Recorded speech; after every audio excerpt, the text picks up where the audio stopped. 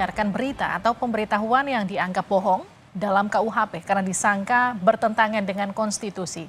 MK berdalih selama ini aturan itu memicu pasal-pasal karet yang menciptakan ketidakpastian hukum. Aturan larangan penyiaran atau berita bohong yang menimbulkan keonaran yang diatur dalam KUHP. Dalam sidang yang digelar pada Kamis siang, MK berdalih ukuran atau parameter dari keonaran berita yang dianggap bohong tidak dapat diukur karena multitafsir.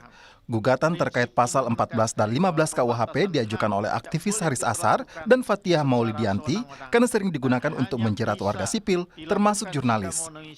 Menyatakan pasal 14 dan pasal 15 Undang-Undang Nomor 1 Tahun 1946 tentang Peraturan Hukum Pidana Berita Negara Republik Indonesia 2 Romawi Nomor 9 bertentangan dengan Undang-Undang Dasar Negara Republik Indonesia tahun 1945 dan tidak mempunyai kekuatan mengikat.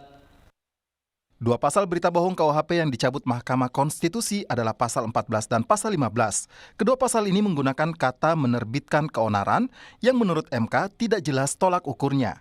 Apalagi di saat ini, perkembangan teknologi membuat informasi mudah diakses dari mana saja. Menurut Hakim MK Arsul Sani dalam pertimbangan hukumnya, antara kegemparan, kerusuhan, dan keributan memiliki gradasi yang berbeda-beda, demikian pula akibat yang ditimbulkan.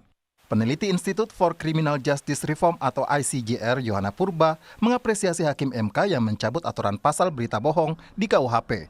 Yohana menyebut kritik terhadap pemerintah selama ini dijerat dengan kedua pasal itu sehingga membungkam kebebasan berekspresi.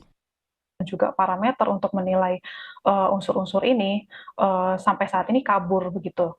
Walaupun sudah ada dalam penjelasan ya mengenai apa yang dimaksud dengan keonaran, tapi saya rasa itu sudah tidak sesuai ya dengan kondisi zaman kita saat ini gitu, melihat bahwa pasal-pasal tersebut dirumuskan ketika Indonesia memang baru merdeka begitu, dan ini sudah berjalan puluhan tahun lah ya sampai sekarang begitu.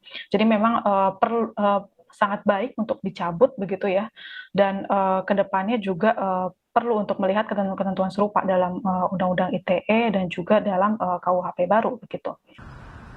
Meski MK mengabulkan pencabutan pasal berita bohong di KUHP, tetapi MK menolak pengujian pasal yang berkaitan di Undang-Undang ITE karena dianggap kehilangan objek. Tim Liputan, Kompas TV.